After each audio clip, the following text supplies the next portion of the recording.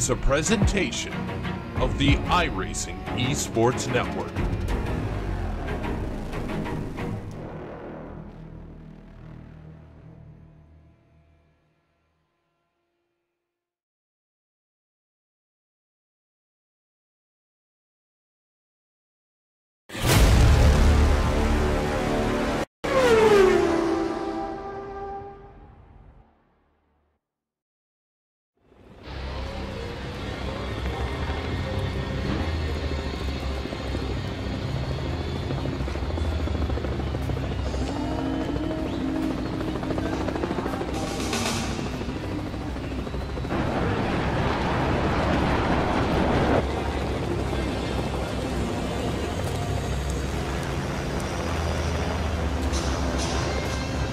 Focus, determination, passion, stamina, and the will to win. The end result, the Ricmotech Sports Car Series.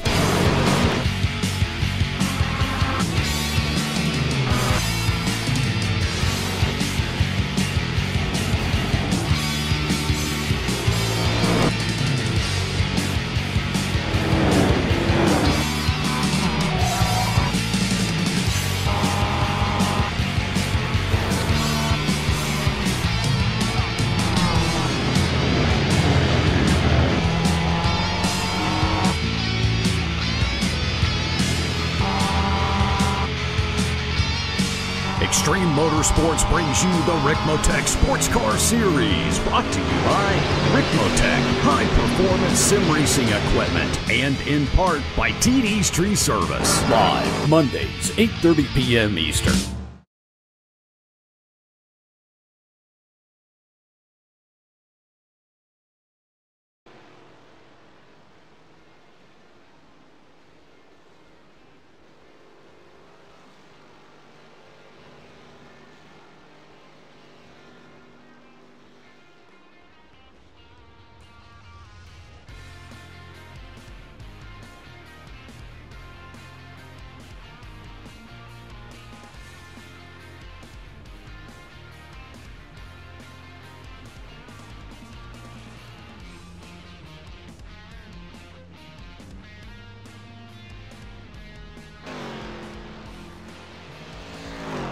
Good evening, everybody. Welcome to Apex Racing TV and welcome to the Ricmotech Sports Car Series. This is season 12, round number 5, coming live from Homestead.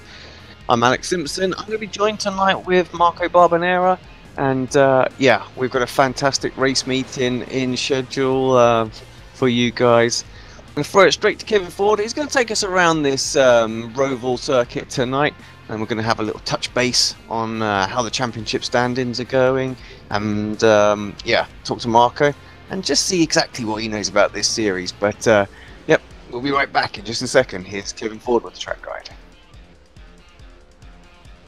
Welcome, everyone, to Homestead Miami Speedway Road Course, located here in beautiful, sunny Miami, Florida. Great to have you with us as we provide you your track guide today in the Ford Mustang around this 2.3-mile road course. The Speedway was constructed in 1995 and is more known for its oval racing, but has also hosted many major road course series events over the years as well. Well, let's begin our track guide around this unique South Florida Roval course as we head up the front straightaway, noticing our main grandstands to the right, pit area to the left. As we cross the start-finish line, we head down into this very fast section, down into turn 1 off the oval course, and down into turn 2. Bit of a tight entry here into 2, coming up the hill to turn 3. A lot of late apexing on these corners here in the infield as we come out of 3 and look for that tight entry down into the belly apex of 4, and then up through the gears, out of turn 5, onto the first infield straightaway. Heading down to turn 6, this is a very tight radius on entry here. Drivers will be hard on the brakes, setting up that entry nice and tight to get that good run off that opening exit of turn 7 and back out onto the second infield portion straightaway.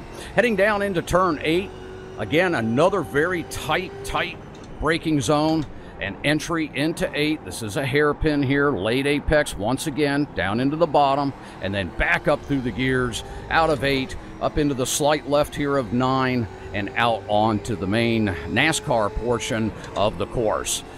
A lot of speed here, obviously, as we head down into NASCAR 3. This is where drivers will be looking for those overtaking opportunities with the slipstream, hoping to get that run on that final lap coming out of NASCAR 4 and get that overtaking done before they hit that stripe.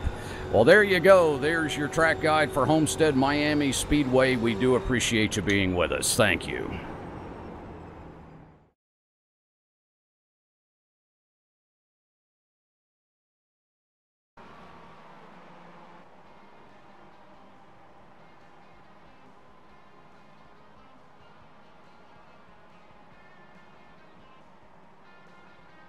Thank you very much, Kevin, for that track guide. I don't know whether I'm a fan of Roval Circuits or not. There are some really good ones, and there are some, you know, pretty naff ones. And Marco, I'll bring you in right this second. Thanks very much for joining me tonight, first off, covering for Adam, and of course Andrew still recovering from his operation.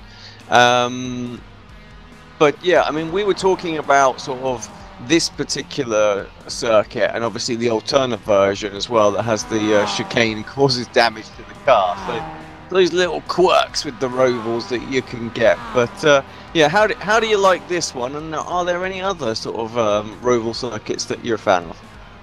Hello everyone, it's a pleasure to be here. Hello Alex. Yes, this one is a very nice Roval. I mean, sometimes you can get very bad tracks, and sometimes you get good tracks like this one. The walls are extremely close, especially in the infield section, and we are using, like you said, the faster version that skips the second part in the infield and the final chicane in favor of doing Oval 3 and Oval 4, which I think is a good decision because, like you said, there's this change of pavement basically between the infield and then going back into the start-finish line on the oval.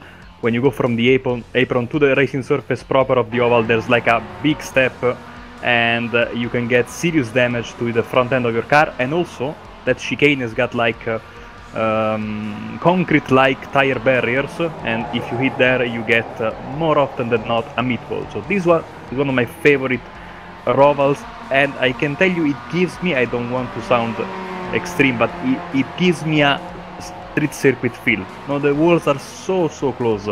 It's very nice.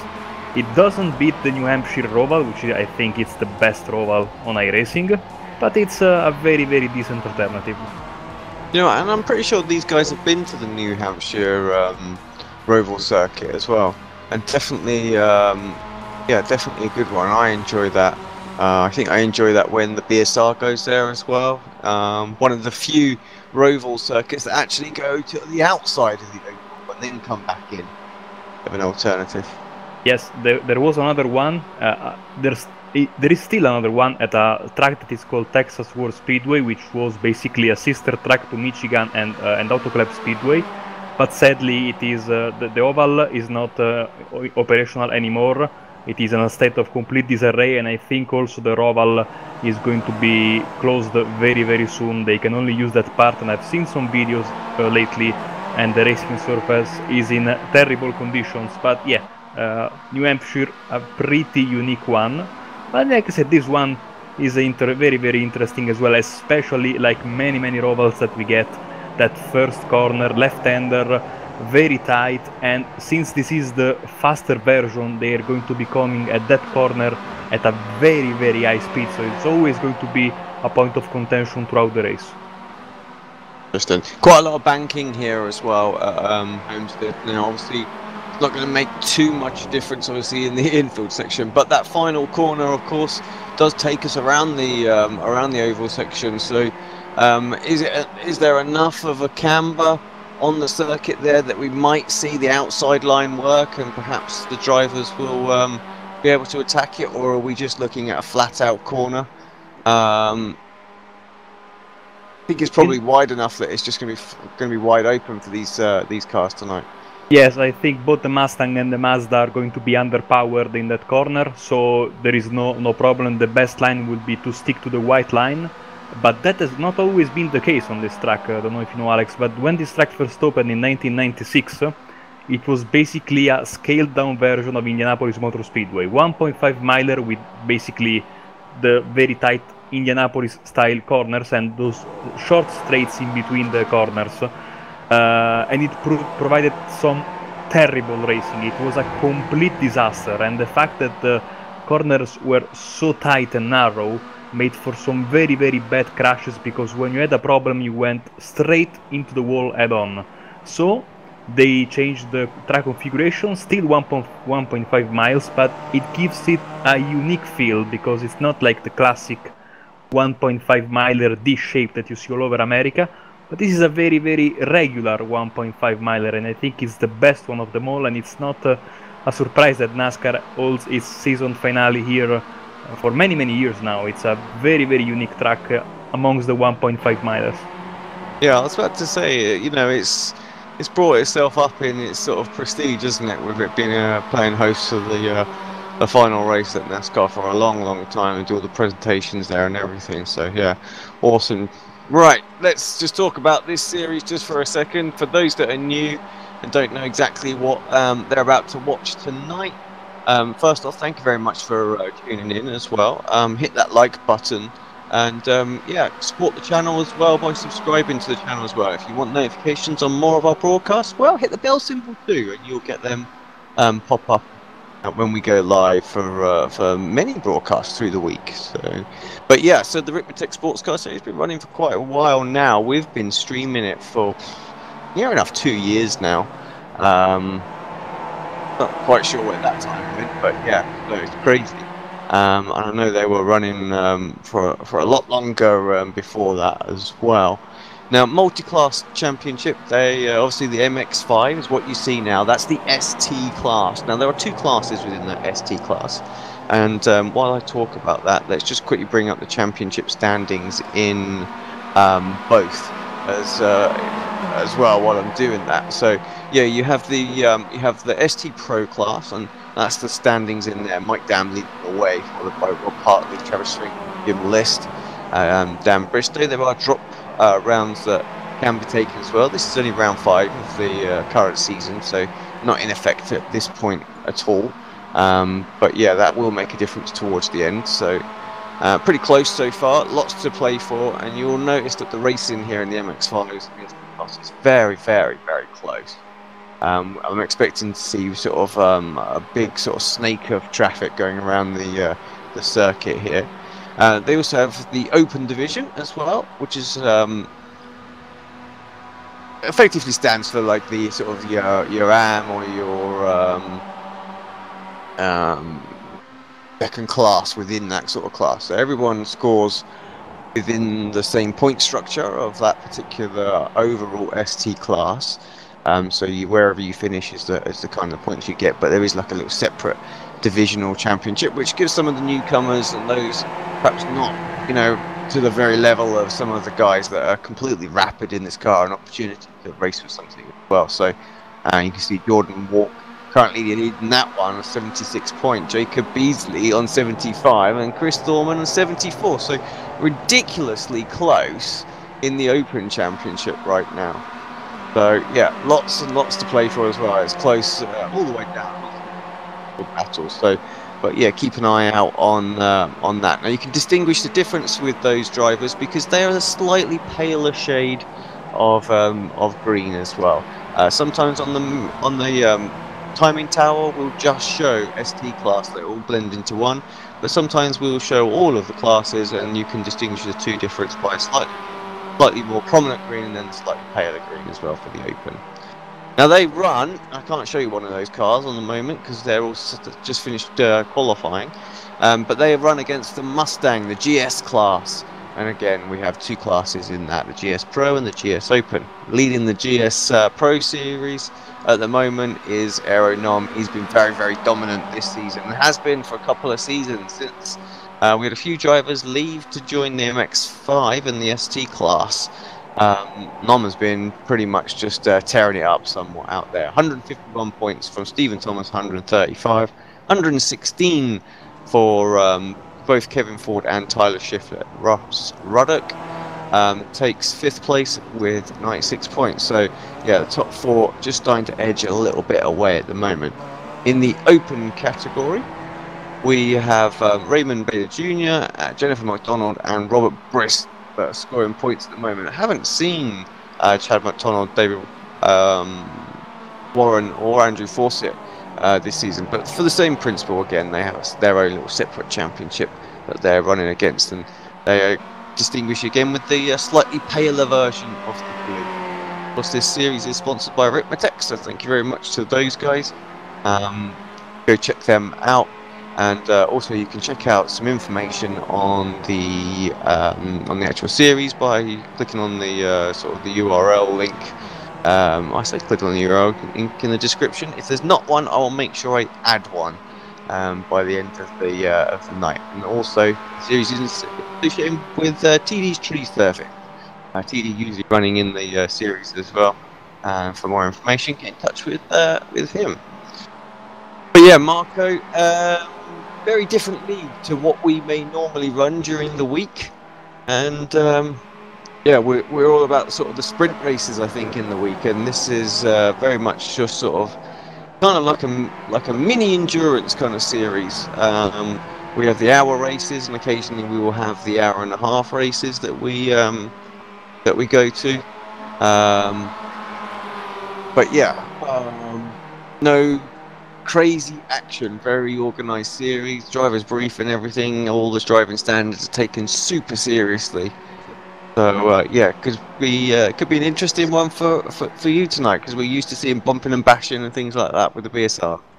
Yes, I'm a big fan of sports car racing, and this really a format that I really like.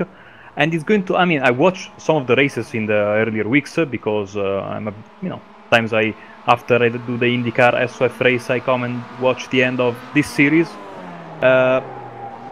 It's always very close and respectful. Today is going to be a bit trickier, I think, because this is not a track that makes a huge selection.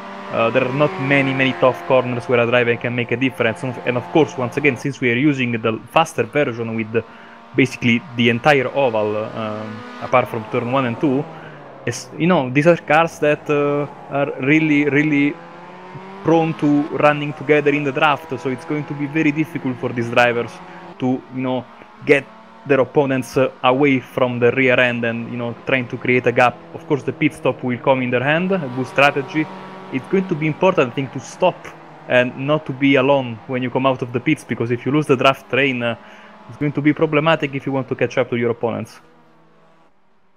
Indeed it will. Right, qualifying is coming to a close, so we will bring up the standings in the moment. What you can see on the bottom is the drivers at the very bottom are those coming up to complete a lap, and compared to the pole position time. Now, of course, it's very difficult for the overlay. Obviously, pulls the overall pole position, so you might think that those drivers are way off pace. And well, that's just because they're grabbing the times from the GS class. So that's the kind of gap that we're looking at between the two. So yeah, 125 compared to sort of like a 130 Mike Dam has done. So about 5 seconds, not massive. Certainly seen it a little bit closer, and certainly seen it a lot larger than that in some of the rounds.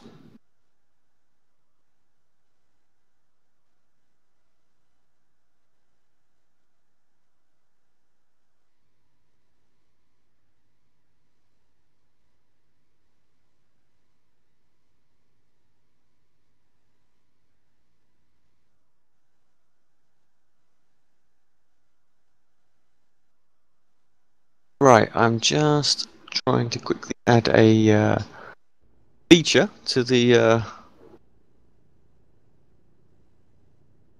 overlay. Frantically trying to get it added. There we go.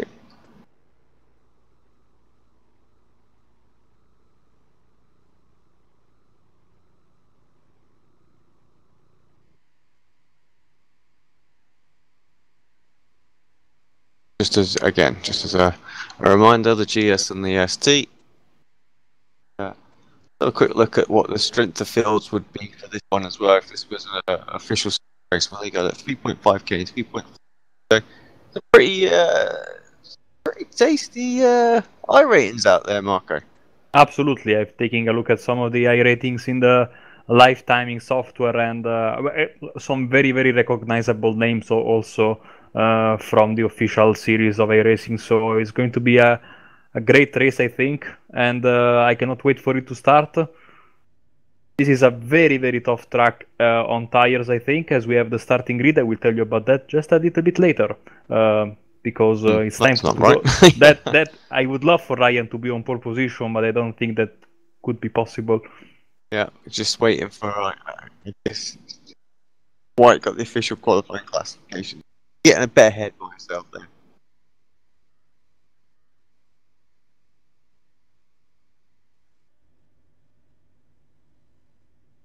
So very quickly, this track is basically baking in the sun for many days during the year. So the track surface is very tough on the tires. Even though we are not reaching NASCAR speeds, it's going to be something to keep an eye on. Yeah, it could be interesting to see what the guys do here, whether or not they're going to be forced to take tires, or they're just going to take sort of one side or something along those lines. Strategy call is going to be super important. Yeah, so yeah, be interesting to see what they go for. Right, we do have a grid. It's on screen. Marco, would you mind doing the honors? Oh, absolutely. We have very close battle in the front. Aeronom is in pole position, 1/1000 of a second over Dexter Cuthbert and Steven Thomas, Kevin Ford in P3 and 4.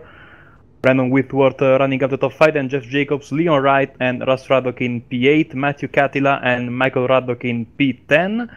Then Raymond Bader and Jennifer McDonald 11th and 12th position. We are still talking about, of course, the Mustangs. Then the MX-5s, Mike Dam in pole position in front of Robert Hartley, Dan Bristow, Travis Schwanke, Patti Annucci, Jim List, Eric Violet and Chris Thorman. After that we have Tom Ratche, Bobby Childs, David Payton, Jordan Walk, and Dries Dees, Ryan Walker, Jeff Lovell and Jacob Beasley in P27 and 28. And after that, Lyndon McMurphy, John Allen, Andrew Fawcett, Derek Holland, and rounding up the grid, it's Michael Key and Ryan Cobb. So 34 cars on the starting grid, a lot of Mazdas. It's going to be a fantastic battle in both of the classes. And of course, always interesting to see when the leaders, the Mustangs, come to lap the MX-5s, if this is going to break the battles or not, especially if they catch them on the oval. We could see some nice two-wide action, I think. Yeah, I certainly feel that's going to be the case. Decent turnout for tonight. Looking at 33 cars. Of course, Ryan Cobb will be the race official tonight, so no messing with Ryan. He'll throw you a penalty, that's for sure. Well, this is not a very popular track in iRacing, especially on the road side. So this is a very nice turnout. It has attendance problems. Even with the Skip Barber when we come here, so very good to have this many cars on the track. John Allen starting from the pits, it would appear. I don't know quite why that is, but yeah, you can just see the graphic that's popped up on the bottom of the screen saying that he's currently in pit lane. So don't know if that's some kind of penalty or he's just missed the start or whatever there. But yeah, as we're focusing from the blimp, just watching the GS class make its way around the circuit, get a good idea of how this track goes. You can see it's not very wide actually, Marco. I think there are a couple of places that this is going to, like you say, once we start coming through the traffic, the first time the Mustangs come through this MX-5 sort of train, it's going to be very interesting where they're going to get by. Now, of course, the Mustang does have the straight line speed advantage, so they can just blitz through the overall section, but through that infield section, I wouldn't be surprised actually if the Mazda almost has a bit of an advantage through there. So it's going to be very interesting indeed. Yes, and then we have this other straight here, not very long as well, very hard braking zone, and then we go back to the oval. So we might see this could be a passing opportunity because the braking zone is very hard and the corner is almost 90 degrees to the left. But of course, sometimes you just want to, you know, keep it cool for a second, get the draft and get them moved on in turn 1 even though, like I said, it's a very tough corner. You go left and left twice, and it's very easy to lose the car under braking there, because you have to brake almost still while you are turning, so you might unsettle the car. And we know this Mustang, especially with the street tires and a little bit of a delay between what you do, the input, and then how the car responds, is going to be very tricky. And of course, the trickiest moment of them all, the start, coming right now. Yeah, well, let's see how Dexter Castro can do today. Just 1/1000th of a second off. He came in, he had a little chat to us while we were off air, and said he felt quite confident for this one. So if that was anything like his performance, they had the potential that Belle could be in for a good one. But of course, we were kind of denied a little bit there to his connection bugging out on him. Right, here we go then. Round number 5. The Ricmotech Sports Car Series is away, and it's a good start from Dexter as well on the outside. Now, it's not going to be easy for him to carry the momentum round the outside, but he's going to give it his absolute best. Nom in the Bushwink car there, still side by side, but he has got the inside line, and I think, just about gets himself clear in the end. So thought for a moment Dexter was just going to put his nose in there. Right, to the MX-5s. Where are these guys? Here they come across the start-finish line. And yeah, Mike Dam, John Allen is away, of course. He is so sportsman-like as well. Drops to the back of the field. Of course, he had the opportunity to go early, so he just blends into the back of that field. But yeah, Mike Dam away. Rob Hartley in second. Bristow with good qualifying from Bristow, got himself right up there.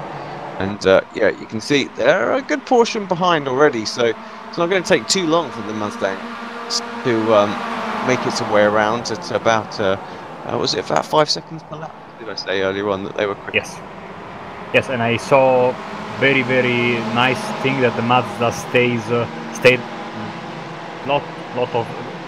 They took a little bit of a gap, a very huge gap in fact, and that's what you want to see.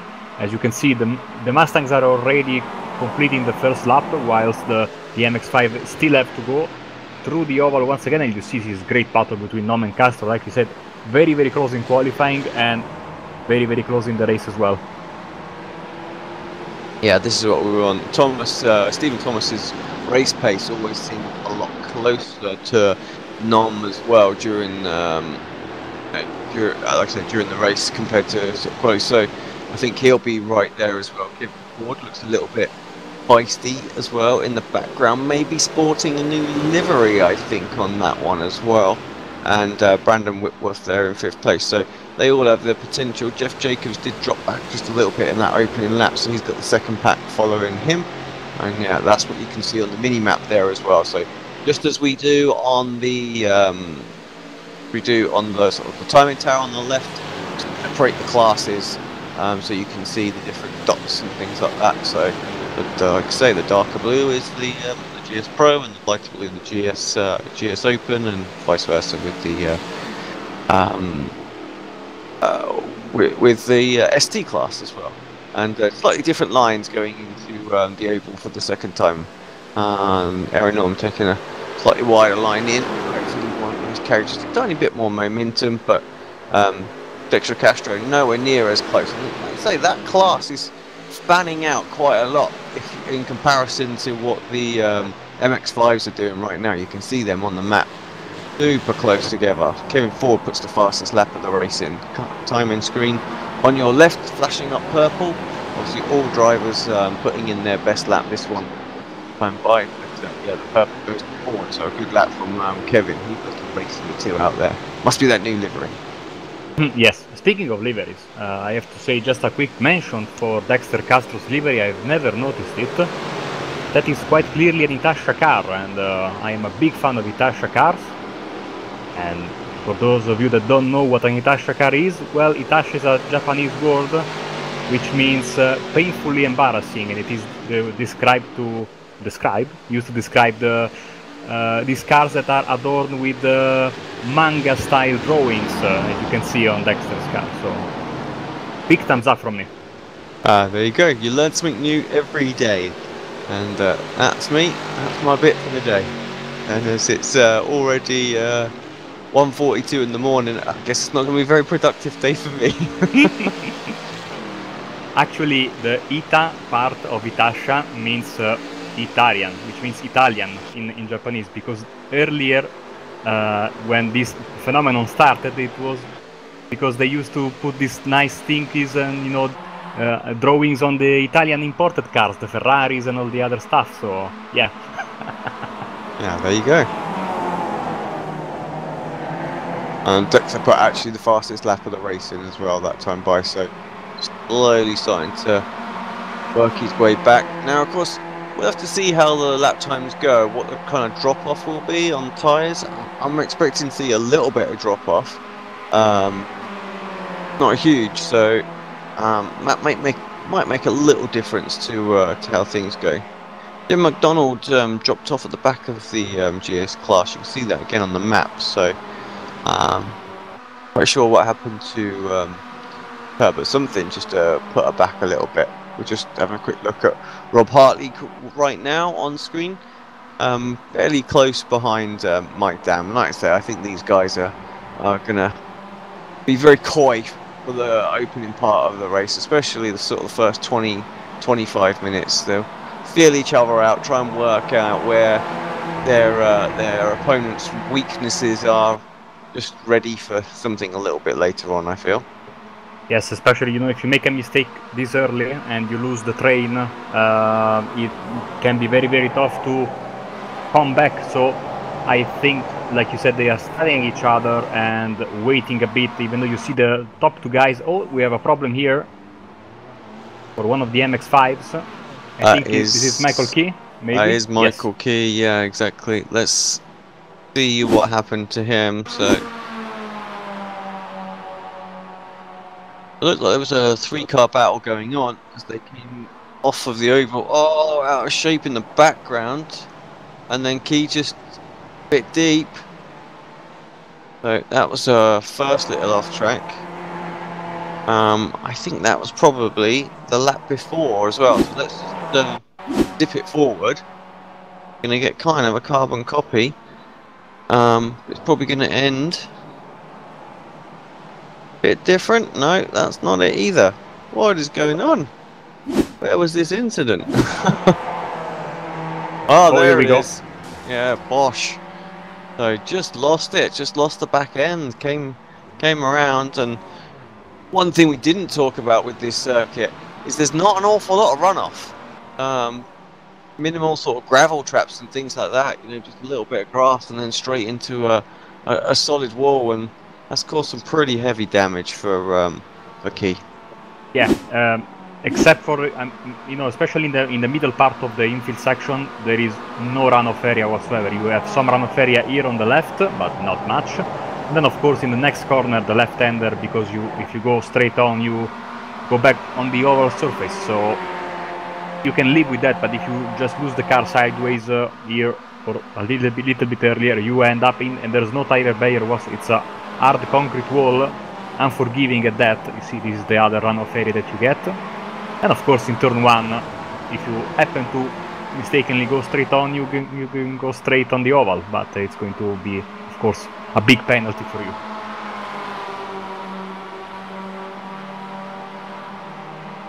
So you see, Alex, the first two guys in the MX-5s, we were talking about this before, are getting slightly away from the rest of the competition. They are smart, they keep doing this, and they will be able to increase the gap, not by much, especially if the guys behind them are able to organize themselves, not fight against each other, and for sort of a second train in order to go back. But you see, just behind them, people are already fighting for position, so it's going to be tough. Yeah, I mean, you sort of saw there, sort of Bristow was sort of nearly 6/10 coming out of onto the oval section, but closed that straight back down to 4/10, even 3/10 now. So yeah, I think they're going to struggle to pull away, which is kind of pretty common to what we see, and we see this with sort of like on the Tuesday night, the BSR MX-5, of course, which made its debut on the iRacing Esports Network last week. You know, they struggled to pull away there as well, and they're a lot more aggressive. They go for moves a lot often. Now I feel like had Hartley wanted to get to the front, he could have done. Certainly enough slipstream to make that happen. So very patient. Very patient sort of group of guys these are that we have here. So I think their priority really to make sure that they get to that first pit stop intact, no damage, save as much fuel as possible so that pit stop strategy can be as short as possible, and see if they can get the jump then. It's it seems to be go time always after that pit stop has happened. No, I was in that race on Tuesday on Phoenix Oval, as much as I would like to forget, especially about race 4, and I can tell you that we noticed while driving that it was very, very tough to get a good run, even when you were in the draft on the oval with the Mazda. It was a different oval, of course, it was Phoenix, short track, but still, you really need to get a good exit when you get on the oval here. As you see, a problem for Childs, I think, is dropping down the order quite quickly, down to P18, so I think a problem for him. He should be back on the track. I think he had a very, very long trip in the grass in the first corner. Yeah, I think you're right. We'll get a replay of that back in just a second as we're on board with Rob Hartley now. He's having a little look and giving us a bit of a tour around the circuit. Of course, the dashboard on the right there is just giving you a clue as to sort of the speeds that they're doing around this circuit and the gears that they're on. Thankfully now we do get presented with all that information, so we can display it on screen. So it was nice of iRacing to add actually on the dashboard and stuff like that the gears that everybody's in. Yes, even though I noticed that in the McLaren Shadow commercial they used the footage with the McLaren in the reverse going into the front straight at Interlagos, which maybe also be an allegory of how the season is going for the McLaren, but we are side by side for the lead in the MX-5. Robert lifted just a bit. He knows it's a bit too early maybe to go for a move, or it was too risky. So we still remain with Dam in first and Hartley in second.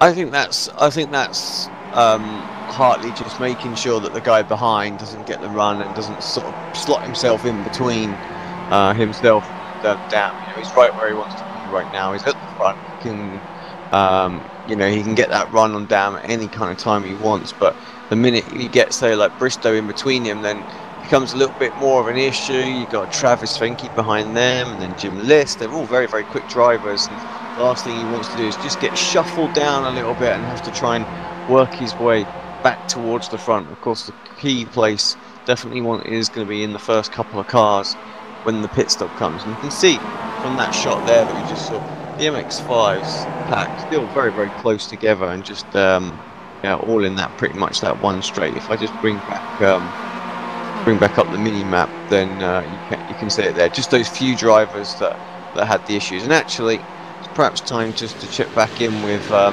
Mustangs, because it's not going to be too long before they start to come through this MX-5 pack, and I'm sure that is going to break it apart just a little bit, as it will the Mustang class as well.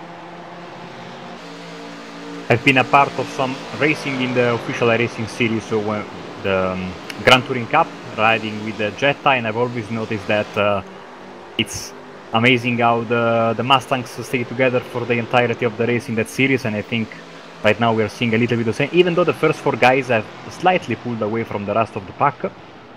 As you see, one of the Mazdas coming out of the...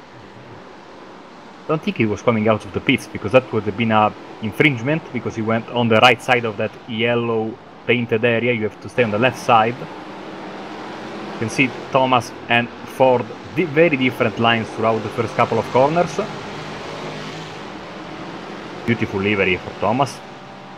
2 Horned Frogs. If you're a fan of college sports, you'd like that, I'm sure. Oh, and here is Bobby Childs into the barrier there.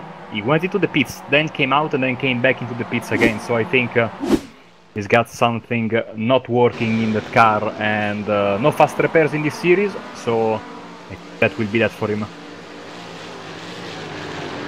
Yeah, he's just commenting on the chat actually there that he got nailed by Jordan Walker. Of course, I'm not the or we're not the officials, so we're just relaying the information from the driver. So that's that's not necessarily what's happening there, but we will keep an eye out and see if Jordan does receive a penalty, of course.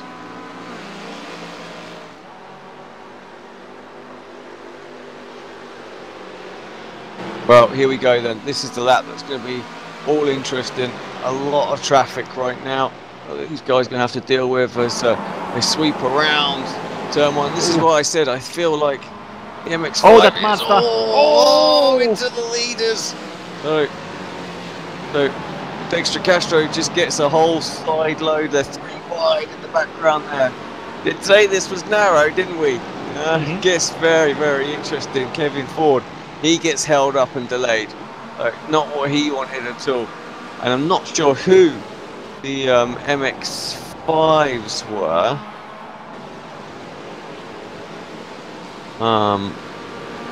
But yeah, all of a sudden they were, I think it was possibly Allen and Lovell.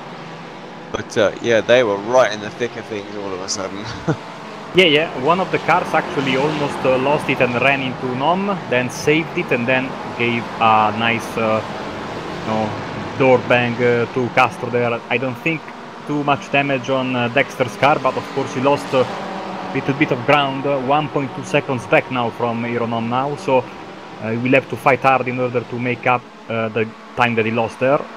As you see now coming into NASCAR 3 and 4 to finish another lap, starting lap 12 right now. Oh, a bit of a problem there, and you see Dexter Castro now overtaking these other competitors in the Mazdas and into the first corner once again. So look at the time difference, almost 1 second gained by Aero in this lap thanks to the traffic. Yeah, I mean the gap from Thomas and Ford as well, it's just massively separated out. So yeah, this is what we were kind of expecting to happen. Now, of course, the area that you get the slipstream from behind the sort of any of the Mustangs in front of you is a lot smaller in the Mustangs than it is comparative to the MX-5. So this is why the MX-5s usually stay together, because as the pack comes through, they may get separated by sort of 3/4 of a second or something like that, but they've still got massive amounts of slipstream. Now that pretty much rules you out on the Mustang from the last time I drove the car anyway. You still get some, but it's nowhere near as effective than what it is when you sort of like half a second behind or something like that. You get much more sort of pull up to the car that you're chasing. So yeah, it is a problem, and Castro 1.8 seconds behind now after this next lap of going through the traffic. Just the leaders left for Nom and Castro to get around in the MX-5 class. Once again, 0.7 of a second gained by Nom in this lap.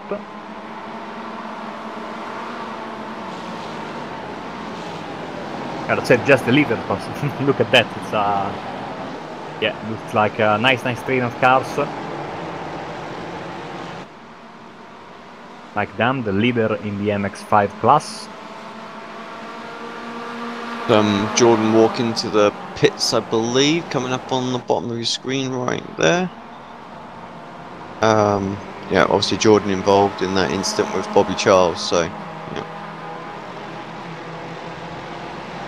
If anyone's wondering what the little flashes of red are on the timing tower every now and again, or on the minimap when it is up as well, that just indicates that a driver has potentially gone off track or exceeded track limits, something along those lines as well. So just lets you know kind of what's going on there.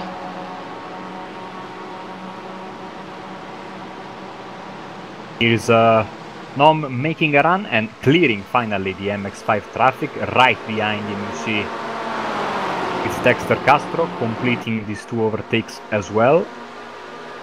Better lap from Dexter. I think he will have closed up a little bit when we see The lap times just slide out on the timing tower right now as they come across the start-finish line. So 1:30. No, not. Sorry, I'm looking at the class lap times. They were. So it was a 1:28.7 for Nom and a 1:28.0 for Dexter. So yeah, caught that 7/10 of a second up, 9/10 of a second behind. So still very much in this fight, but I tell you what, it really has hurt the likes of Steve Thomas. He lost himself. Again, he was quick that last lap, but he's 2.2 seconds behind now. So it really has separated this Mustang class right up.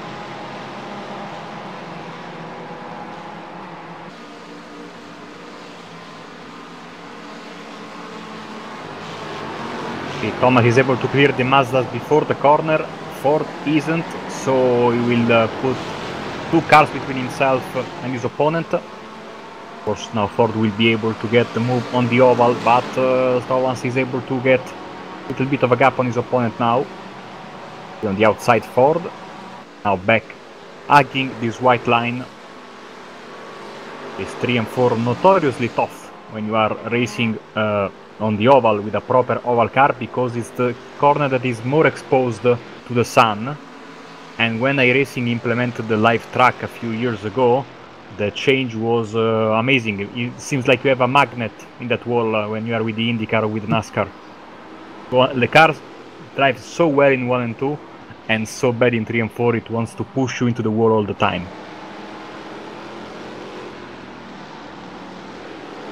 Yeah, it's still being tweaked, isn't it? All the live track and everything else like that. And when day to night transitions come in, it's really going to emphasise the sort of the track model that they've got there. So they've got to get that on point, which I think is kind of why it's taken so long for them to release it. There's so much to it, because you know what iRacing are like. They don't want to do things sort of. They don't want to just throw it out and budget kind of thing. They really want to make sure that they do, you know, they get it right, or as close to as possible. I always have my personal opinions on iRacing. They seem to go a little bit too far one way or too far the other. They never find that sweet spot. They just they're always just slightly off.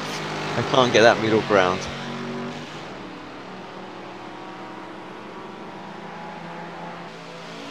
Yeah, I mean, the racing changed a lot when they implemented for the first time the dynamic track, especially because not only it changed the way the racing line formed and the marbles, but like I said, the sun influencing the various parts of the tracks, whether it was shining there or there was shadow.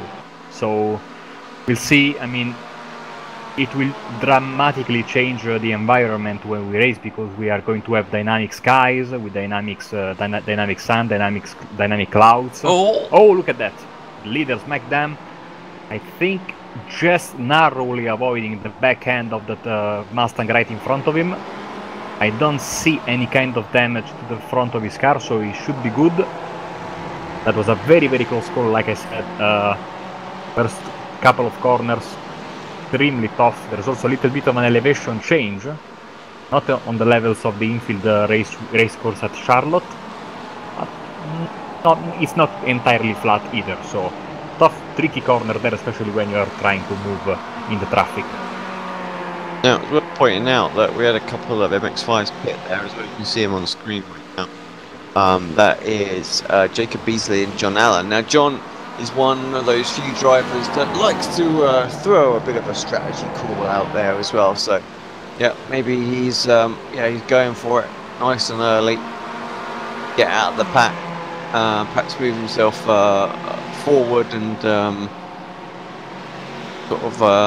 do this alternate strategy to see if he can't get in with a shot here after he started from the pits, of course, for whatever reason that was earlier on. So yeah, gonna be interesting call. We'll keep an eye on him, see how he does there. Now back in the GS class, it's ridiculously close once again. So Dexter Castro has managed to catch back up. Yeah, this is what we kind of wanted to see. It's interesting, actually, just again looking at the YouTube chat, mentioning that that probably this is I think it was Nathan Thomas. He's actually with Stephen right now is just sort of standing behind him, watching him earlier on, and he was just sort of saying it's the first time they've seen sort of non make a few mistakes here and there. So now obviously it's not a circuit that everybody has, and I think when we spoke to Aero, he mentioned that he hadn't got this circuit, so probably one that he's not put many laps on, and kind of sort of equalised up the field just a little bit. Yes, like I said earlier, terrible participation even in the Skip Barber official series, I think the most popular road series in iRacing, because this track you only get it if you are an oval racer. So I already had it, of course, when the Skippy came there a few seasons ago, I think for the first time ever. But many series regulars didn't show up. And I mean, there's really no reason to go on this track and do hot laps on your own, so it's likely it's not a very difficult track to learn, but I can imagine why Aero is in trouble, because he couldn't put much time into learning this track and practicing, because I know he's always at the front of the field when I watch his races, so I know he's very fast, he's doing his best. Of course, if you don't have the time behind the wheel, sometimes it can get a little bit difficult, and I'm not surprised he's being a little bit sloppy. Still in the lead, so good for him. It's also, Alex, one of those tracks that you either love it or you hate it, and for some drivers it's almost a blasphemy to ride in this kind of racetracks.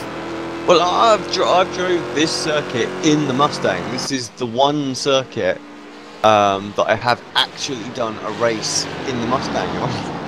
It's rather ironic, I guess, really.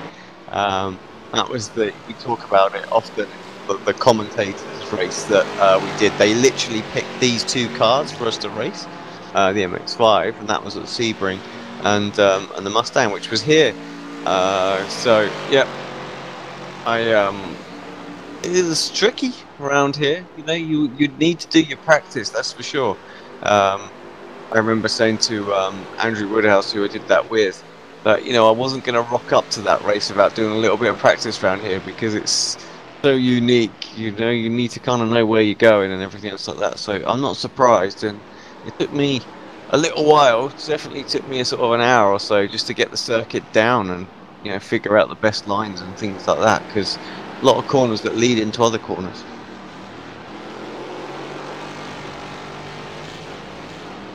More pit stops in the MX-5 as well. Mike Dam has popped himself in there, so very early. He was 23.5 seconds stationary in the pits. Total pit stop time 52.33 seconds. Now, I did say, like, John Allen was going to perhaps do an early pit stop strategy. He was quick in the pit lane, 47 seconds and 19 stationary, but still finds himself quite a way behind the likes of Mike Dam. Dam coming through the oval section, and there's Alan just starting it, really.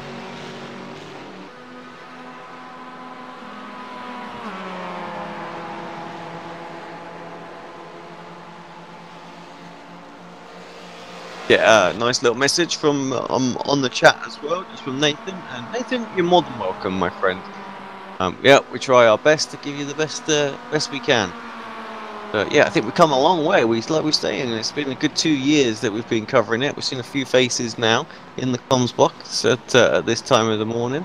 Marco's an hour ahead of me, so doing a great job. So, but yeah, it's always nice to get the positive feedback there. And actually, while we're at it, while we've got contact.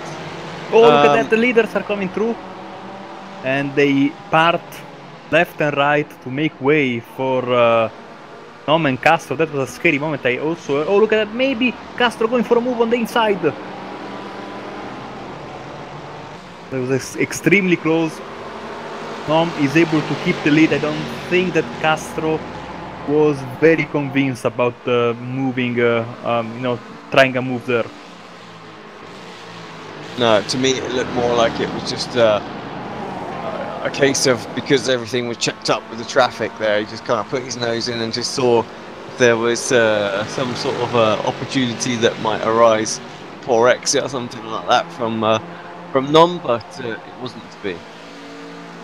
Yes, I think that was John Allen and Jacob Beasley that were getting into each other, and into the pits then comes Dexter Castro. You can see the livery that we were talking about earlier on, Marco. I took a bit of a pounding on the left there. Fortunately, the car seems to be handling okay. He hasn't dropped back, so yeah. Let's see what he can do on this outlap. See what he does in terms of taking tyres. So far, Stephen Thomas, Kevin Ford, 21-second stationary stop. So I expect it to be somewhere around that. We'll keep an eye out for these pit stops, and then we will head to a commercial break as well. Yes, left side of the car, sadly a little bit damaged, I think, from that contact with the MX-5s earlier in the race. And of course, always a bit sad when a nice livery like that gets a little bit ruined. Robert Hartley is still going, Bristow in second, so they are not following Mike Dam in the pits, they are staying out. I think now it's 2 or 3 laps more longer in their first stint than their rival for the race victory. We'll see if this proves to be the right move or not. Oh, look at that. Thomas fell a bit, I think, or he went to the... Well, I think they are still together, so we'll see what happens. I think they've gained quite considerably on Dexter there, so you can just see, and as well as Ford as well. Normally, the pit stops separate them apart just a little bit, but in this case, it looks like it's brought this pack back together. Now, 22.68 stationary, so about a second longer, or maybe even 2 seconds when you look at the pit stop time for Dexter. So 51.1, so that's a bit longer than the other guys out there, and that's really what's brought them straight back into this battle. Lynn White coming into the pits on this class as well. So yeah, if Nom can do some really good laps here, he might get himself 1 or 2 seconds worth of margin, because Dexter really, just a bit of a slow in that there. I think that Castro used a little bit more time to fix some damage. Maybe he felt like he couldn't go on until the end of the race. Maybe his car was feeling a little bit off, or he was willing to sacrifice a bit of track position or time in order to get some fixes in because of that contact earlier. Robert Hartley in the pits, so is Bristow, Schwanke, List and Violet. Everyone is in the top of the MX-5 class. Yeah, and let's just take a little look, see if we can see where Mike Dam is on that map right now. There he is, going through the oval section, the DAM for his surname. And where is Hartley? Hartley is on his way out. He's going to be quite close. Oh, wrong car. But actually, in the end, relatively comfortable, I feel, for Hartley. Svenke actually gets in between them as well. So I'm sure they're all going to close back up, but yeah, little margins between them right now. So this is what we were saying earlier on. It's all so important in those early stints to save as much fuel as you could possibly get away with. Keeps those pit stops nice and short. And Dam leading from the front, of course, hasn't been quite as fuel efficient, so it's paid the price of the pit stop. Yeah, also maybe I think he had, as Nom comes out of the pits, with Castro behind him, so this battle is looking extremely tasty. Oh, Castro a little bit too far right there, and he's going to go from second to third and maybe even fourth, even though he has the inside line in this next corner. That was a very bad mistake for Dexter. He couldn't afford that, and now he's down to P4 virtually, of course, because Catila is in the lead right now. Yeah, he's lots behind Ford, so costly mistake there for Dexter. And of course this battle here is helping Nom as well, because he's able to pull away just a little bit more. We'll see if Dexter will have the speed to retaliate on his two opponents in front. Yep, so as has been said, time to step it up now for Steven. Needs to go for it, light up that timing sheet and see if he can pick up the slipstream of Veronom. He's 2 seconds behind right this second. Yeah, if he can pick that up and get in that slipstream, we could have a fantastic close to this race, that's for sure. Right, we needed to go for a commercial break about 15 minutes ago, so going to head it down there right now. So yeah, stay tuned here on Apex Racing TV for round 5 at Homestead of the Ricmotech Sports Car Series. This is season number 12. Thanks. We'll be right back after this short break with guys over at Ricmotech.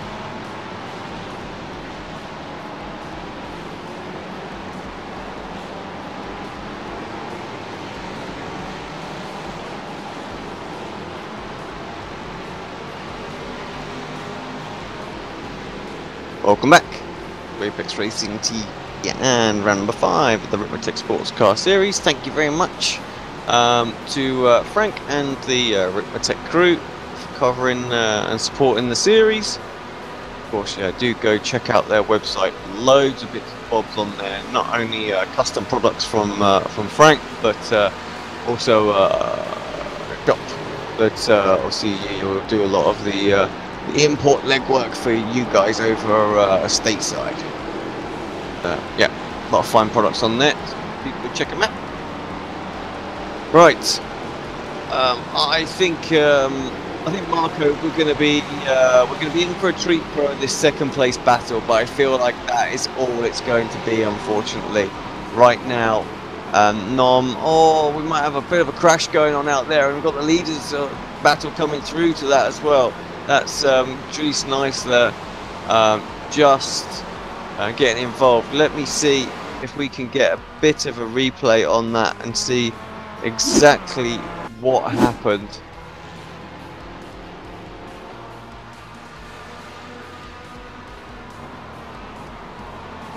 Oh, I just got an absolute wallop from behind. And yeah, the squad racing car just got sent around. There was nothing he could do there. He was totally blameless. And yeah, who was it who hit him, Marco?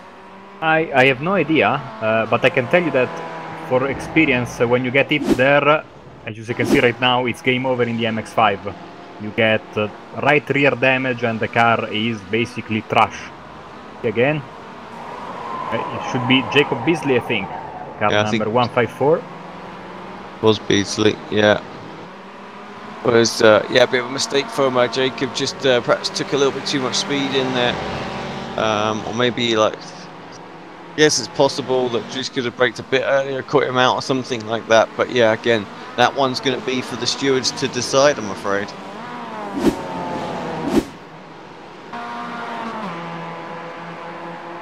So, going back to that battle for P2, we're talking about briefly, it could have been a battle for P1 as well, but you know, the moment Dexter ran wide there in turn 2, it created some chaos and not only dropped Dexter to P4 in class, but also that squabble there gave Aero the time and space he needed to go back and, you know, create that gap that now it's I think around 4.5 seconds over 2, 3 and 4 that you can see right now are still extremely close. Some damage on the cars, nothing major I think, but still, especially on Dexter's car, not only the left side but I think also the front end of his car is a little bit crooked, so Kevin car looks fine.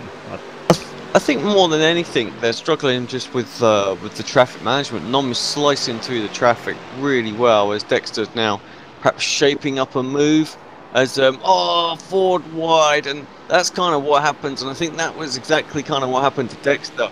But yeah, Ford able to collect it back up, but got that line all wrong. He needed to leave room, of course, because Castro was there, and yeah, I think it was Thomas that was kind of there for him when Dexter made that similar kind of mistake. But yeah, it was perhaps equally as costly, I think.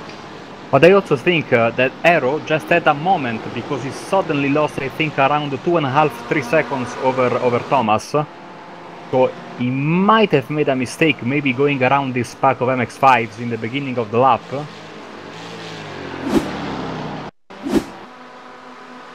Have a little look. I think there's a possible off track here. Oh, a bit of traffic. He's on the inside. Oh, well, that's what it was. Wasn't a mistake on his part at all. And yeah, got a slowdown. That's why, of course, also he had the contact and he had to serve, I think, a little bit of a slowdown because he cut one corner, even though it was not his fault. Racing is blameless in these things, and you have to slow down. So gap is now down to 2.9 seconds over P2. So he had almost 5 seconds just a few minutes ago. 29.1, 27.4 for Thomas. So you see the gap has significantly decreased in this past lap. Yeah, just goes to show how it can ebb and flow when you're in these multi-class races, which I know all too well now after this weekend. Of course, it was the first round of the Neo Endurance Championship, and yeah, we were looking. I was looking pretty for a second place finish, I think, after leading a whole bunch of the race, putting the car on the pole. I know as a team we knew as a unit we perhaps weren't the fastest group, but yeah, so to be racing for potential second was great. And then I made a little mistake, not reading a traffic situation exactly right, and I got myself a 15-second drive through, well, stop and hold penalty in the final sort of 40 minutes of the race, so no time to even recover for that one, which was a bit of a shame.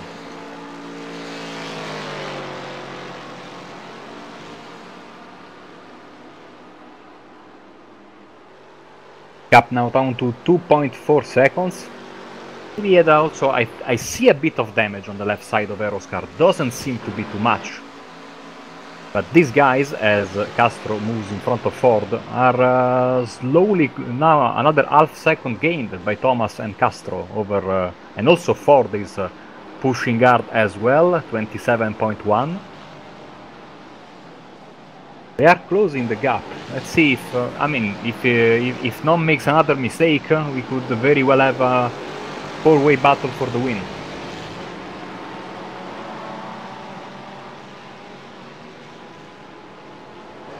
Yeah, no traffic in between them at the moment as well, so you're right. They can just sort of knuckle down more than anything. If Thomas can just knuckle down for a few laps, get a really good view in, get some get some luck with some traffic. You know, might find the traffic just at the right time where he can pass it on the straight, and it's just holding Nom up sort of through those infield corners. Just might get there.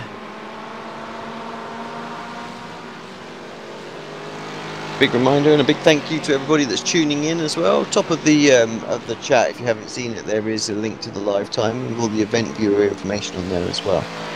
If you enjoyed the broadcast so far, well, please let us know. Let us know by hitting that like button. Always helpful to know you appreciate what we do out there.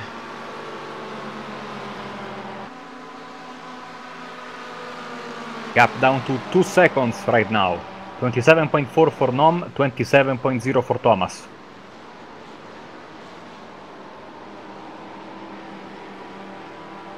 Yeah, good. Well, good. You know, just over 0.3 of a second. Pretty substantial. No real drop off from damage, so I'm not expecting it to be damage related or anything like that for Nom, even after that little hit. So lap times still look good. It was just a really good lap from Stephen Thomas there as well. He pulled away from Castro and Ford that lap. They're going to get stuck behind traffic again, so that's going to give Thomas a little bit more breathing room as well. And I tell you what, when you are trying to hunt somebody down, but you've got people all over you, it's kind of difficult to focus that clean on the job at hand. Now that he's got a little bit of time, perhaps that's just going to give him a bit of freedom in his own sort of, you know, mind to focus on that, on the car ahead rather than the ones behind. Absolutely, it makes a massive difference. And just focus forward as we go back to the MX5 battle. Frankie in second place, right behind Hartley in first place. Dam is in third, Iannucci in fourth position. But the guys that are really close are these top three. Yeah, they all came back together again, didn't they, really? So, yeah, Dan will be happy with that, of course. He took that early pit stop and actually put him to the back of this little trio. Pat Iannucci's teammate, quite a way behind, really. So, yeah, they've kind of just left this pack, you know, behind that they were with. So the pit stops made a big difference, and actually the Mustangs coming through really separated the MX5 pack today.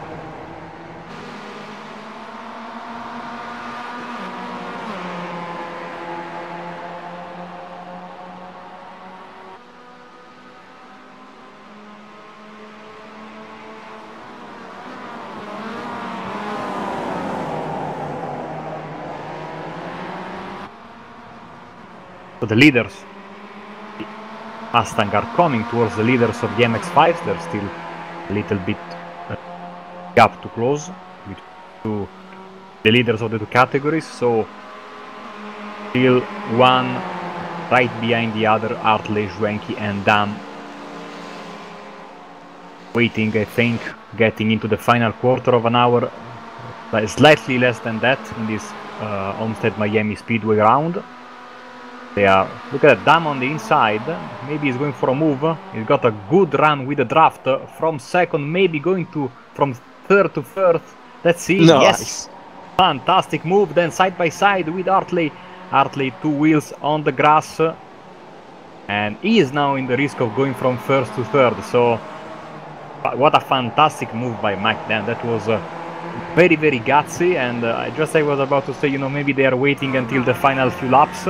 Here comes the fantastic move, high risk but also high reward, and he gets back in the lead, a lead that he lost after the pit stop cycle.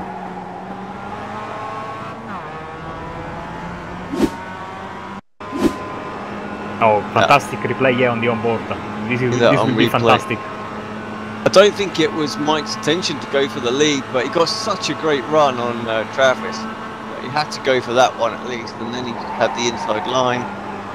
Just full commitment through there as well. Oh, lovely stuff. Absolutely, you can hear the tyre screeching as he just slides it around. What a move. That was so brave, and rewarded for that fantastic move is McDam. And done in a very clean fashion, but I think that Hartley will go and maybe try another move, as that was Nom going by. Gap is still 2 seconds over Thomas in second place. Let's see if Hartley tries to go again for first position. Loving the chat on the moment as well. Of course, we always try and give good coverage of both classes here right now. But yeah, those MX-5 fans want to see the MX-5, and of course the Mustang fans want to see the Mustang. So what we need is two separate broadcasts going on, really. You know, one focusing on that battle, one on the other, and a couple of different cameras that you can swap between. Yeah, that's something we can look at in the future. So you can have camera 1 and camera 2, and you can focus on different battles as well as the main broadcast. And this is absolutely not doing Stephen Thomas any favor, because he lost a lot of time. You see, he basically stayed behind these 3 guys here. Of course, they have all the height to stay there because they are doing their own race. And this gave Nom the possibility to increase the gap to 3 seconds. Yeah. So, yeah, major. Yeah, as well. traffic Just as he was starting to close it down yeah. again, you know, it's like I say, it's just slipped away and increased up. And if anything, you've got sort of Dexter and Ford are going to be right on him, as yeah, all the leaders seem to be. Yeah, but, oh, problem for Dexter there. But yeah, so all of a sudden, seems more like battle for second place is going to be on again, rather than that one for the win. For the win. Yeah, and apart that contact earlier, you were right. Nom has had some fantastic traffic management today, and that I think on a day where he wasn't at his best, so far is proving, I think, to be the difference. Still 10 minutes to go, so a lot of things can happen, of course.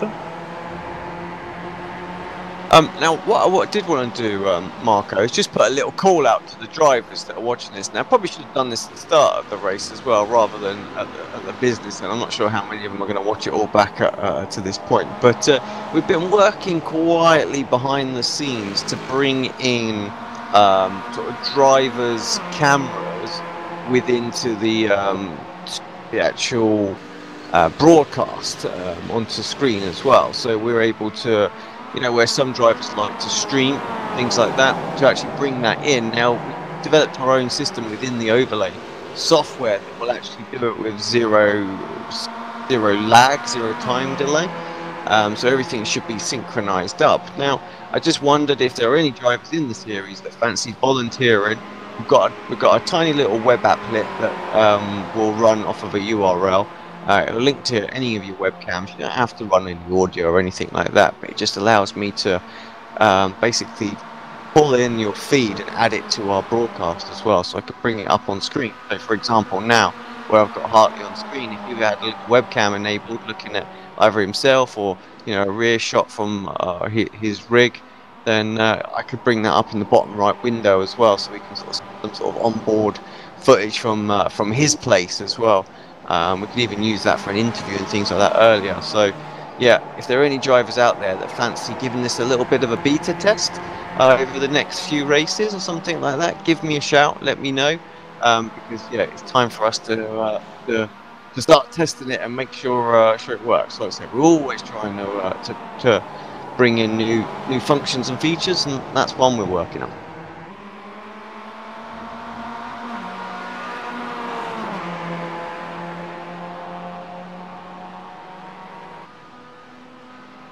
Seven minutes left, so getting closer and closer to crunch time. Nom looks relatively safe in the front of the pack.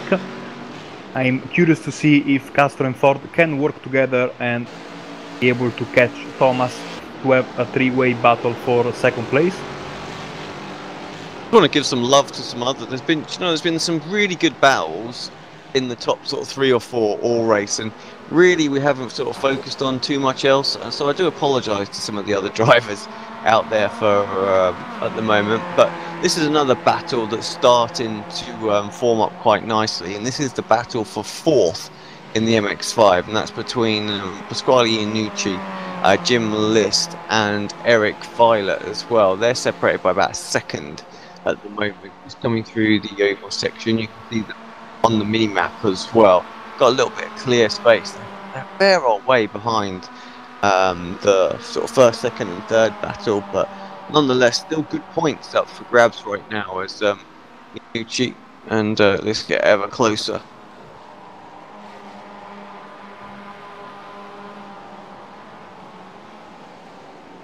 Yeah, there's also this nice little battle going on too. This is between Brian Walker and Dan Bristow. So MX5's having lots of battles out there right now. This one for 8th place. So, like you said, we're at the business end of the race now. People need to start making moves. Another one, John Allen and Lovell, and Allen really hasn't delivered today. I'm so used to seeing him so much further up the field. It's just not happening for him. But yeah, this is all the way down in 11th, so and under pressure as well. Into the back into the Mustangs. There's this little battle too. This is between Raymond Bader and Russ Ruddock. Yeah, Ruddock sat in between the two, in between Michael and Russ. But yeah, Michael, for a change, 9 seconds up the road from Russ. These guys are normally inseparable.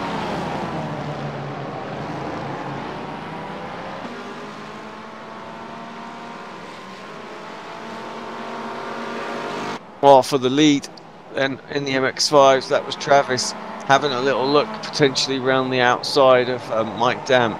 Couldn't make it stick this time.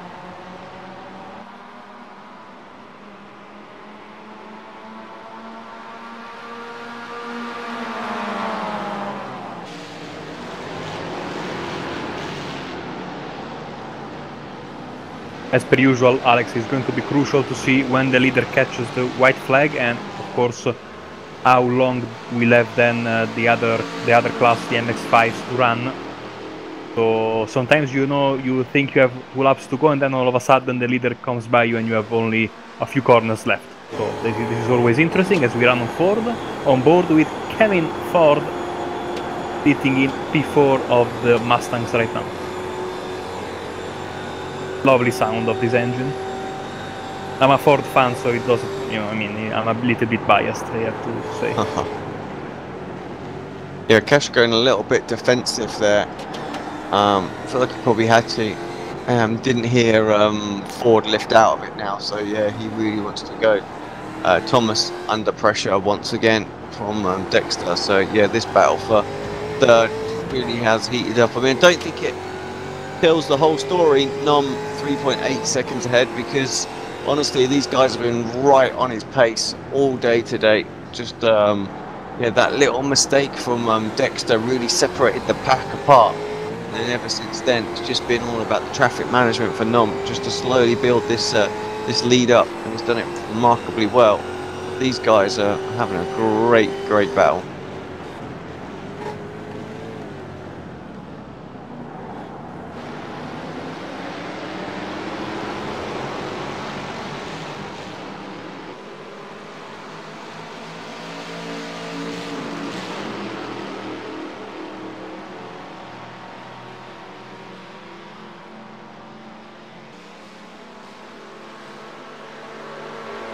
As close as Dexter's been for a little while. Will he use that draft? See what, Ford's car looks the quickest in a straight line. I mean, I know he's getting double slipstream, which is probably why, but just looks like he might be running something slightly different in the setup that's giving him an edge on the straight line speed. Maybe it's hurting him in the midfield. You know, when you go for a move, if he goes for a move, for example, right now on Dexter, he will most definitely at Thomas. So either he does a crazy move like we saw in the MX5s, if he wants to go from 4th to 2nd, as once again Hartley, Dam and Spenky all battling it out for the lead in the MX5s. And this has been a fantastic battle all the race long. Now Dam dropping down to P3 once again after being back in the lead and then down, and we have the replay for you.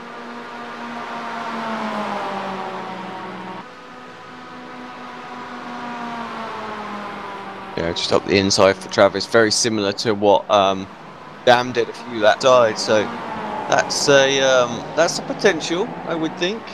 that some of the drivers might do. Also, yeah, we've only got a few minutes left, so maybe they're going to do that dive to the inside. 55 seconds left then for our race leader, Aaron Nom. So this will be the final as he can. So you don't need to be the first car. And look at Dam trying to get in on that action as well. And I think Travis is just going to hold it. Is he? No. Oh, it's going to be super close, but I need to see what's going on in the other. Drama in the Mustangs. Castro has lost a lot of ground. I think he went for a move, or Ford went for a move, and then there was some contact or something like that, because Castro then lost a lot of time. Let's see it. Let's see exactly how it all unfolded. Oh, he got himself out of shape. Yeah, he got himself out of shape. That's what it was. Oh, and then boom. So, full commitment. But yeah, here we go then. Coming across the line for another victory. Aaron Nom, he was under the cosh at the start, but takes the victory. Awesome performance from him. Stephen Thomas just 3.7 seconds behind. Then Kevin Ford rounds out the podium. Dexter Castro will still come across in 4th place. So good job from him. What about the MX-5s? They are onto the oval section. Mike Dam looks a tiny bit far away, but maybe he'll get an absolute heck of a run as they come off the oval section. Schwenke trying to get some side draft on Rob Hartley. They are definitely going to be 3 wide, I think. Will Mike Dam go below the apron? I think he's boxed in. No, he's trying to come through the middle. He can't quite make the gap. It's Schwenke at the line. What a great race in the MX-5s. That was an oval racing style ending in the MX-5s. Fantastic stuff. 0.020 of a second for Schwenke over Hartley, and Dam was not far behind. Well, less than a tenth of a second, covers all 3. Phenomenal, yeah. Great racing. This is IndyCar style stuff. Amazing. Jim List come across in 4th from Iannucci. And this is another little battle. This is Walker and Bristow. That's close, but Walker does get that one as well. Then we've got Allen and Thorman. That was very close too. So yeah, some great little battles out there as well. So that's what you want from a final lap. Awesome close racing. So yeah.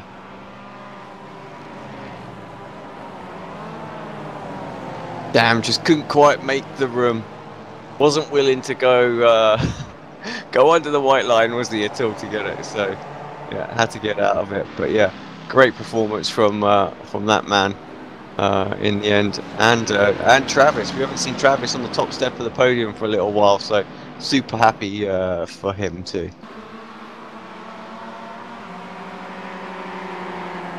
Here during the parade lap, of course, celebrating, and rightfully so, the victory. But all these 3 guys gave us some fantastic racing right until the end. If one thing is certain about this track, it keeps the battles relatively close, and we saw that in both classes today.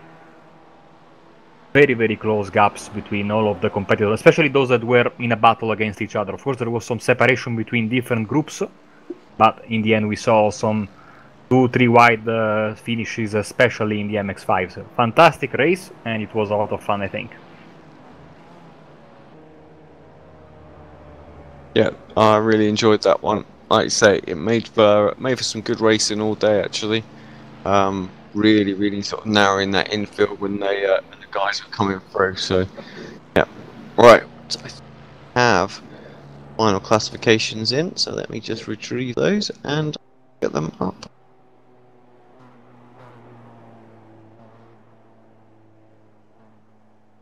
Oh, that's different. Yeah.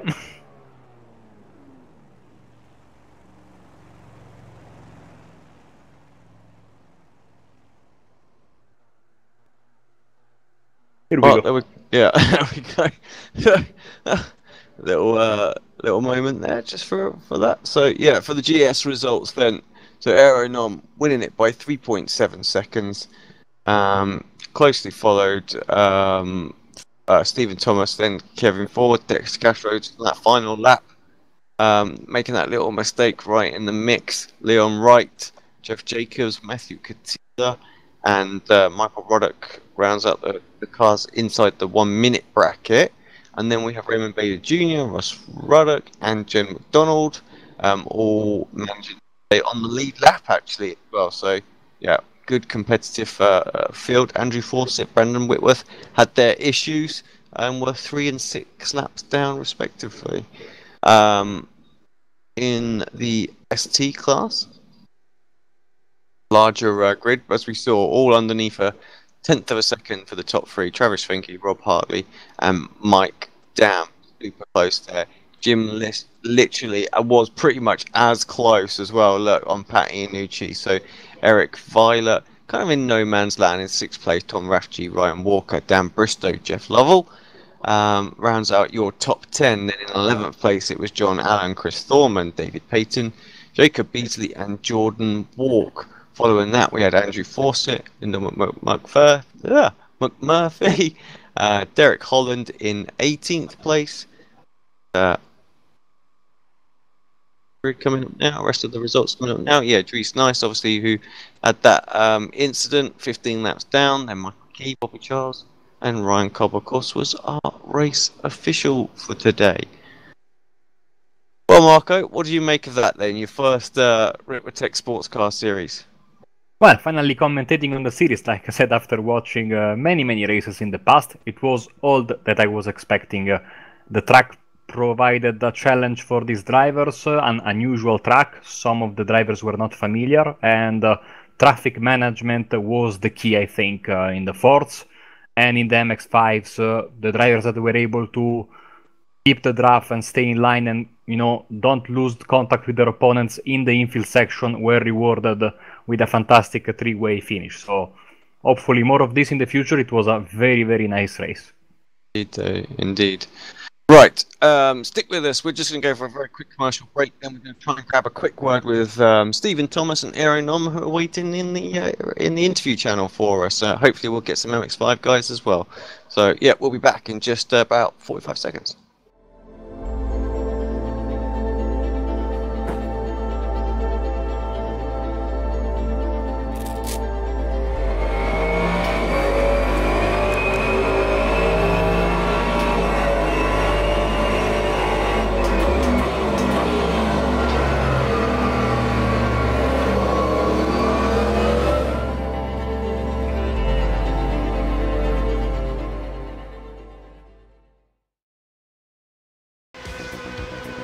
Are you a fan of the Ricmotech World Challenge? Now is your chance to show off your favorite sim racing world challenge by visiting our online store. With clothing and apparel for women and men in all sizes, merchandise and gift items like coffee mugs, laptop skins, mouse pads, and many more items to display your passion for sports car sim racing. Visit us today at ExtremeMotorsports99.com and click on the online store button. Thank you for watching and supporting the Ricmotech World Challenge.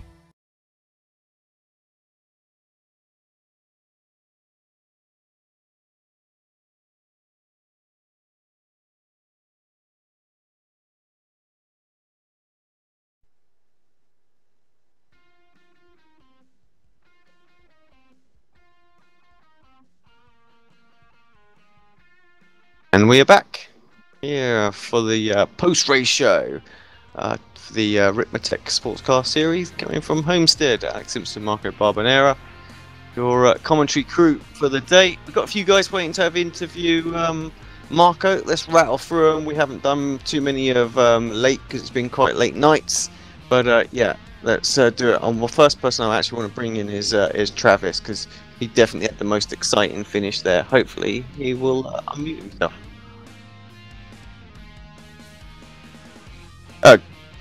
Good evening, Travis. How's it going tonight? Yeah, very good. Even more so now after watching that battle. I said, it's been a little while since we've seen you on the top step of the podium. Talk about doing it in style. Yeah, that was great. I mean, we were trying to keep Mike back there as much as we could, and he had get a little leapfrog drafts, you know, and we get held up a little bit. So I knew he was coming back. I almost said welcome back when he caught back up, and that last couple laps just phenomenal. I mean, I guess just from sort of your point, it was super important to make sure that you got a bit of side draft from Robert, but also you just didn't open the door for Mike. So yeah, were you worried that Mike perhaps might try and go to the high side there, or was that never going to work? When I tried it earlier, as soon as you went up there, you kind of lost all your momentum, and especially if you didn't have that side draft. So I was trying to make sure I stayed right next to Rob and not give the middle, because I think if I would have left any space in the middle, Mike would have shot right in there. So just trying to hold it. And earlier there in turn 4, when you come through that, we were kind of side by side, and I was trying to make sure I give enough room. I'm like, I've never been side by side through this corner, but I've got to give him some room because he's there. Oh, it was awesome to watch. It was a good race all round, actually. And we were saying, and Marco said really from the start of the sort of the broadcast, this will make for a good circuit for racing, and exactly what we saw tonight. Yeah, definitely the first part, a little patience. You had a huge draft, especially when I was sitting back in 4th place. You had that huge draft. I just had to be patient and just save fuel, and because you couldn't really. It is really hard to get you have to get the run out of the chicane, or the hairpin at the back, to really get a good run through there and make the pass cleanly. If you don't get it clean, you're kind of side by side through the 2 section, and it doesn't really work out well. Well, yeah, back to a bit of form for yourself then. How are we looking for the next round? Where do you know where it is? I'm frantically typing in the website right now. Oh, there you go. Yeah, I love that track. Rob's really good there, so I'll have to get some practice in to make sure I can hang with him. But I'm generally pretty good there. It's a pretty fast track, kind of similar to this actually. A couple really difficult, kind of slow entry corners that you feel that you're going too slow. So it'll be really nice. A lot of camber and things like that to lean on in certain places as well. Yeah. So yeah, it'll be very, very busy once the traffic happens again. Yeah, sure will. Awesome. Well, anyone you want to give a quick shout out to, Travis, while you're here? Give a shout out to you guys and enjoy and watch the broadcast. I know Nom, welcome. This is a familiar sight, seeing you on the top step of that podium, sir.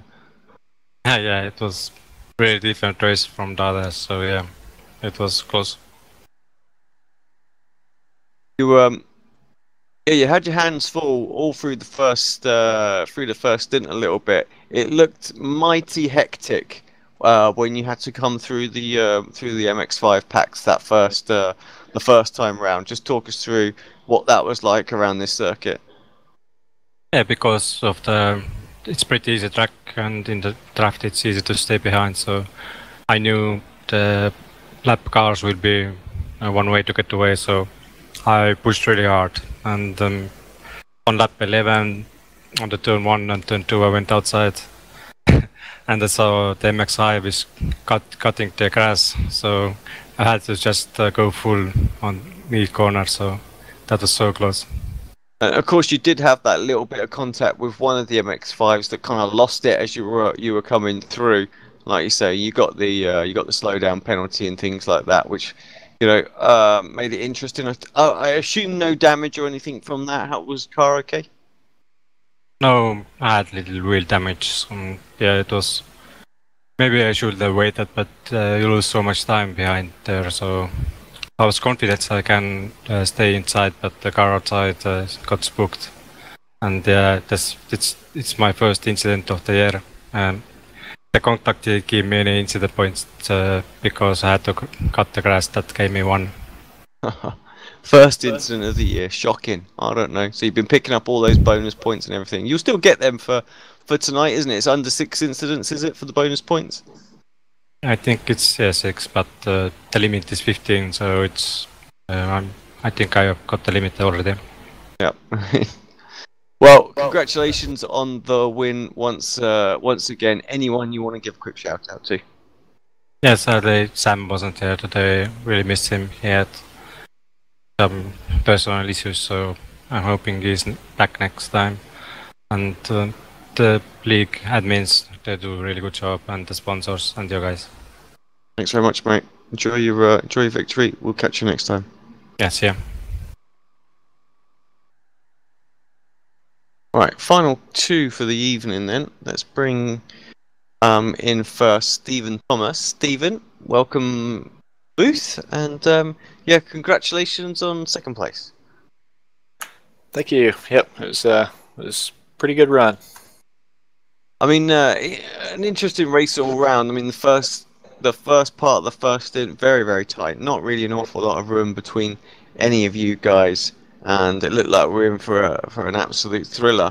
Got separated apart a little bit, sort of midway through that first stint with the traffic. The traffic looked a bit hectic at times. Yeah, I mean, you pretty much have to be bumper to bumper to make it through traffic in one piece with a group that size, and just made a couple bad mistakes in the wrong spot, and yeah, get just a little bit too much gap, and just you hit the traffic just in the wrong spot, and it really widens up that gap. I mean, it looked to me as if traffic management was almost the number one thing today to determine kind of how your race went. Like lap times, there wasn't really much difference between you four. You were pretty much identical. You could just see those laps where you were having to pass the traffic really making the difference here. Yeah, it seemed like you could lose a second or two pretty quick, just in half the track if you didn't catch the traffic just right. So yeah, I thought everybody was running pretty close and competitively, and it was just at the end it was all about the traffic.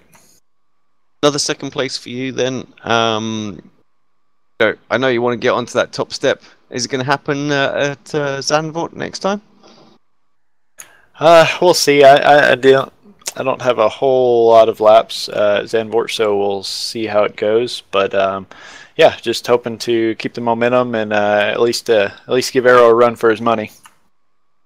Yeah, indeed. Well, 3.7 seconds off. I mean, we've seen some bigger margins this season, so and some smaller ones in fairness as well. So, but yeah, another good race for you, and and I hope and wish you all the best of luck for the next one. But before you go, anyone you want to give a shout out to?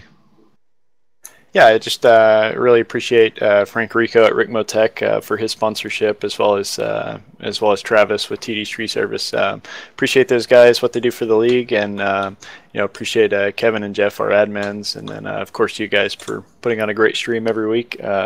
Really appreciate what y'all do for the league as well. Thanks. Thank you very much. Yep, enjoy, and we'll see you. We'll see you at Zandvoort. There we go. Sounds good. Thanks, guys.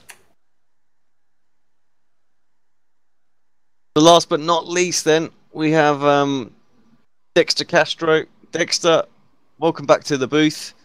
We spoke to you before the show sort of kicked off tonight, and you were confident on that one, and pace looked really, really good out there.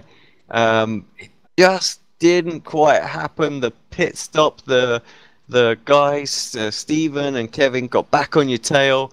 And then going into turn one, that little mistake that just dragged you out onto the grass just for a split second there, just allowed them to pounce on you. What was going through your head at that point? Yeah, well, really what it came down to is I was not expecting Steven to make a move there. I thought he would stay in line so that we could try to catch Arrow. And really it was one of the first times I had been offline into turn one. I should have still been able to hold it in to the inside, but I just ran a little wide at apex and then accidentally popped it out of gear for a moment. And then before I knew it, I was back and forth. And then a few laps later, there was a big checkup into the hairpin, and I picked up some damage that was costing me somewhere between half a second and 3/4 of a second. Yeah, I mean, you had a bit of a rough ride with it actually today, because not only did you have that one, but you also had the contact with the MX-5 early on in the race as well. I think they lost it just as you were coming by, and yeah, your whole side of your car was pretty messed up on our screen anyway. I know Marco was commenting on your livery for a little bit, and it kind of got wrecked on that side. Yeah, I mean that one actually wasn't much damage compared to the other one. I think I could have still run, mid 26s on fresh tires and such. So I don't think that was a problem, because I was still, even after that, I was on a lot of laps. I was beating Arrow through the infield, in some parts of the infield at least. So I really felt like I was able to hold pace with them even after that damage. I mean, how did you find the circuit overall? I mean, what one to sort of lap around and the other for the racing? Yeah, it's a decently fun one to run around. You know, it's been a long time since I've run it, all the way back in the CESCS league days, which I know a lot of the members of this league were members of that league way back with actually the same car combination. So it brings back some memories, but it's a decent track to lap around. There's some awkward corners, like the first sequence is a little bit weird and between gears in the Mustang. But it's a decent track. It's actually, despite being a roval, in the Mustang, it's incredibly difficult to pass here. And really, if I had been ready for Steven's attack, I think I should have been able to fend it off easily. I just overdrove in reaction. Yeah, and that was that, because I think Aero was just coming out of the pits then, and I think I recall him being about 1.5 to 2 seconds. I only got to look at the relative for a few moments before I was off the track, but yeah, I think he was within the tails of draft, and I had been able to run him down from 1.5 seconds back earlier in the race with the help of draft. So I think the whole race would have come right back together. Yeah, well, it was a shame on that front, but still. Some really good battles out there today. Zandvoort up next. Is that a track that you know well? I mean, I obviously know it. I've run it in a few cars. I don't know if I've ever driven it in the Mustang, but it's not one I've driven a whole lot. But it's a fun little track. It's going to be another one that's tricky to pass in, but we'll see. I mean, it's really, so far it's a little unpredictable whether I have something for Aero, any given week, because back at Detroit he was definitely struggling. That one I think I might even been a bit quicker than him over a run. Road at America I had nothing for him, but then again I was sort of just off that day entirely. As I think I mentioned, I forgot to pit twice in the same race, and then this track I think we were pretty much dead even. We had fairly similar amount of draft, and we wound up qualifying around 1,000th of not around, exactly 1,000th of a second apart. So it was I think we were pretty well matched here. We'll see how it is at the rest of the tracks.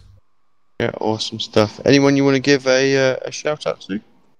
Well, obviously the league. It's a great bunch of guys, and I'm glad I'm finally getting to run with them. Very much, mate. All the best of luck, and yeah, we'll see you there at Zandvoort. Yeah, thank you.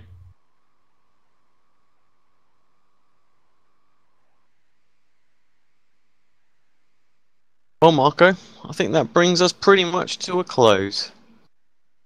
Yes, it has been a very interesting race, and can't wait for the next race at Zandvoort. Very tricky track to pass.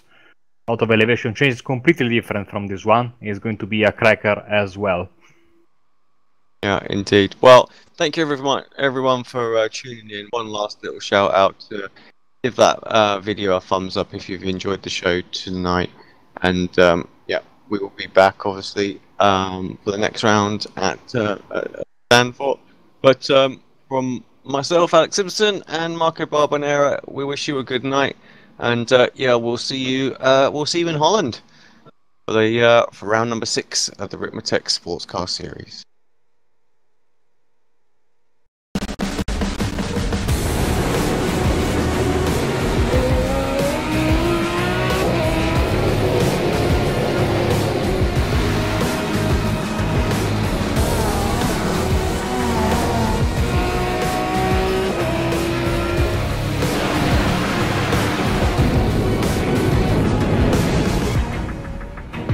The following is a presentation of the iRacing Esports Network.